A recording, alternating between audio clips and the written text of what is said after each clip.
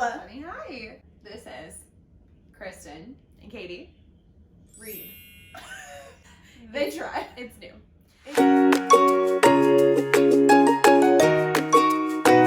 Listen, I have some hot takes about some of the books that we both read. I have some hot takes about books that I just I'm read. really interested to hear some of your favorites because we're both pretty big into fantasy. Yeah.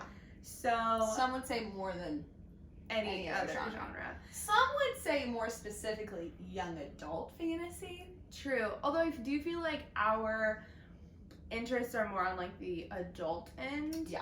I mean, like we both love Percy Jackson and we both I love love a Harry good Potter. coming of age story. Absolutely, but I feel like my favorite stories are like where they come of age at like 16 and then the series is like into their 20s. Riding off into their 20s. You know. Where Okay. did we start the year, Katie? What was the first book you read in The first 2020? book that I read in 2020 was a book called Bringing Down the Duke by Evie Dunmore. It is a romantic historical fiction piece. Love those. It was so good. It really wove, I thought, well, the idea of like feminism, but also romantic like comedy aspects because it's about the women's suffrage movement in England. And so obviously she's like a part of the women's suffrage movement and they're trying to get big backers in the House of Lords. And so she's like sent to like try and get this duke on their side, and of course they fall in love. They obviously fall in love. Yeah, that makes sense. Kristen, what did you start your year with? The I very first book. do not want to shock the people, but the very first book that I read this year was a classic tale called After by Anna Todd. And here's the thing, folks, loved it. How many times have you read it this year? I've read it the full series twice. I've only read the 5 books twice. It's one of those, their relationship is very toxic, so I wouldn't say that I liked it until I finished it to see how they were going to round it out. It's a hard series to be like, loved it, great morals. Yeah, no, That's it's not. in the They're not good beginning. people. Yeah, they do Right. bad things. I feel like they highlight things in teenagers' relationships and like young college students' relationships that are more realistic and I that agree. actually happen in the real world, but they don't celebrate them. So Mm. that's what I started with. Yeah, we Okay. have some 2020 wrap-up questions that we're going to answer. Yes. I'm so excited. Okay, me too. Okay, top fantasy book that you read this year. That's hard. That's I know, so hard. especially. Okay. I mean, we're starting going with through mine. the banger. Like this is. Yeah, I mean, you know what I'm gonna say. I don't know though. Ooh, I'll be if I interested have to hear pick yours. one, Okay, my favorite fantasy book that I read this year. I'm nervous. It was a toss up. I decided just in this moment. Six of Crows. Wow. Yeah. Okay. Yeah, by Lee Bardugo. Brand new novel came out years ago. New to us. We read it both for Yes. the first time this year. The quarantine brought her into our lives Yeah, for sure. we were new to never set foot in the Grishaverse. The Grishaverse. 2020 we entered the Grishaverse. Okay, Six of Crows is my favorite fantasy this year because I just like wasn't prepared for it. Like I knew that Yeah. a lot of people liked these books a lot and like Kaz and Inej are like so beloved. Yeah. And now I like totally understand why. I think Inej is one of the best written female characters Yes. in I would agree. a book series. And or like even the standalone, I think she grows so much in the duology, but like even just like her introduction and like even meeting her or like seeing her like where she starts is almost like so much more powerful.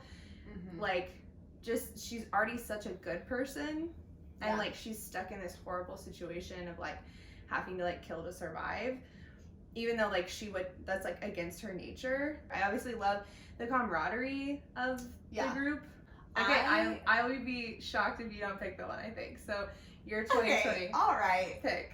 The best fantasy of 2020 that I read is by far Crescent City. Yeah.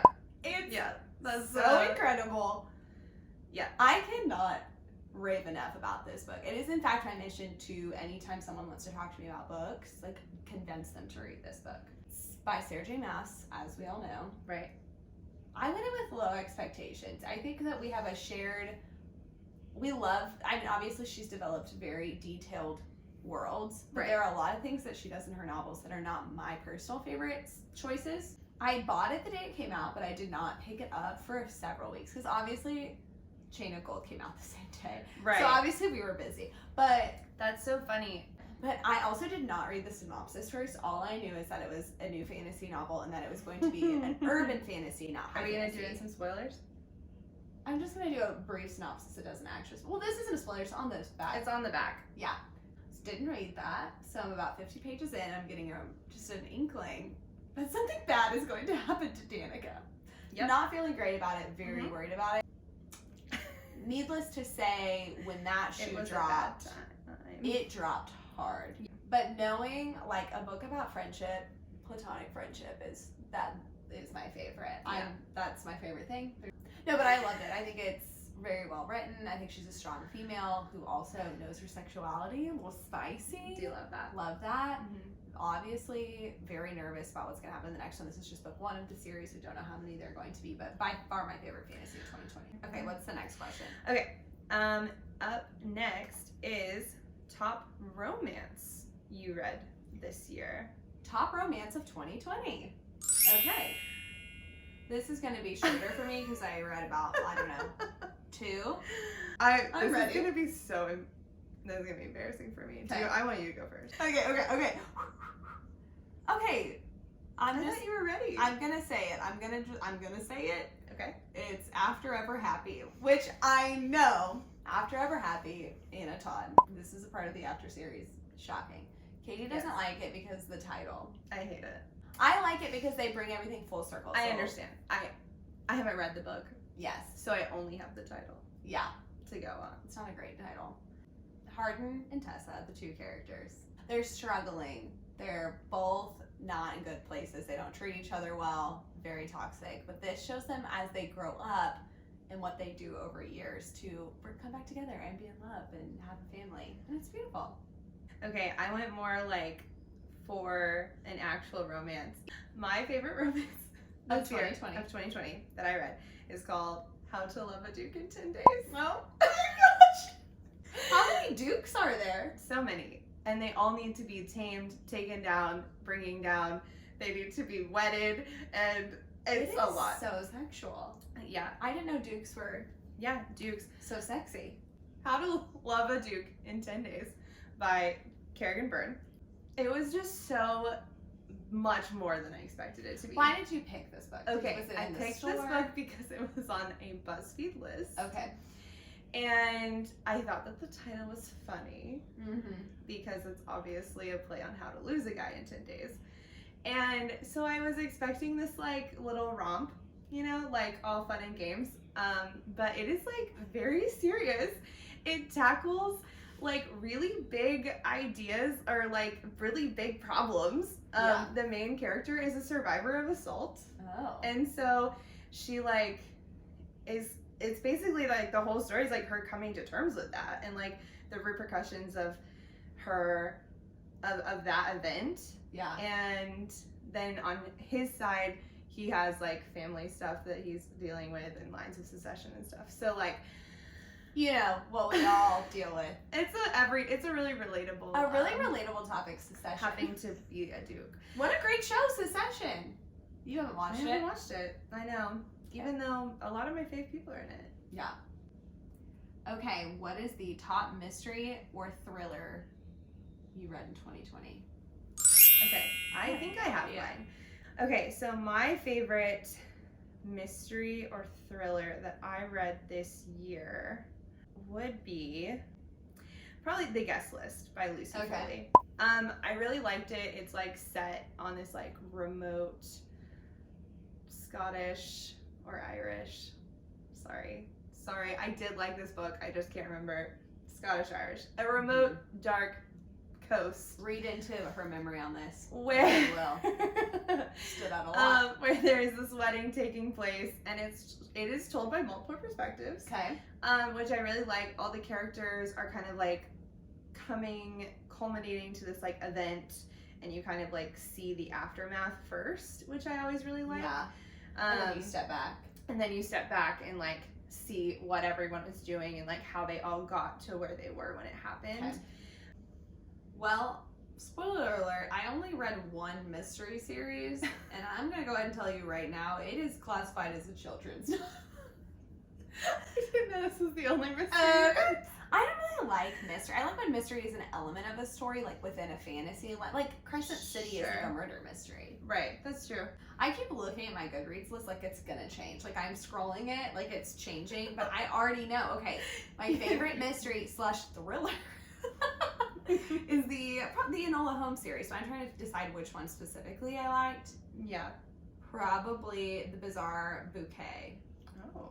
The Case of the Bizarre Bouquet. Okay, Enola Holmes it's spent on Sherlock Holmes. It's like what if Sherlock Holmes and Mycroft Holmes had a younger sister who was born like 20 years, like much later than, maybe even more than that. And their mother goes missing, and they live out in the country in this really isolated life. And when her mother goes missing, in order to escape having to going to like a boarding school and do these things that like women or young ladies are supposed to do, Yeah. she wants to be an independent woman. And she believes that women are just as smart as men because they are. So that's kind of what the story is all about. So she goes to the city, she's having to hide from Mycroft and Sherlock, and this one, Watson goes missing. Oh. And so Sherlock is distraught because Watson's missing, so she's trying to help solve it, but can't get caught by them or they'll send her to boarding school. That would be my favorite. Nice. We just put this on here to see if either of us did. Top nonfiction book of 2020. You know what? I had one on my list to read, and I'll tell you what it was. Untamed, by Glennon Doyle. I would say I also fall into a really bad category of book buyers. Yeah, no. I haven't read a single nonfiction book this year. Which is, if I really, really, really like how it looks, I will just buy it. Aesthetics exist for a reason. And it's Aesthetics not, yes, matter. Yes. The and choices that someone approved to go onto their story tells me a lot about the decisions that they make. I agree. The term "don't judge a book by its cover" is really dumb. That's literally. Put this in. I'm Put just this saying. in. I'm like saying. I just like. Why on earth would I buy a book if I'm like, that looks dumb? Yeah. No, I totally agree. Like I marketing don't is so important. It's like Mhm. it's like based on how our brain works. Yeah. So like I just don't understand like we're meant to want to buy something by how it looks. Judge books by their covers, folks. Anyway, as a teacher, I tell my students that all the time. Okay, so on our list, we Okay. both own Untamed, so probably that would have been our pick. Yeah. Okay, top series that I read in 2020. I read the After series. Yes. Okay. We both read the A Court of Thorn and Roses series, which, as a title of a series, not great. Why No. is the title of the series the title of the first book? I don't or is it know. just the Court series?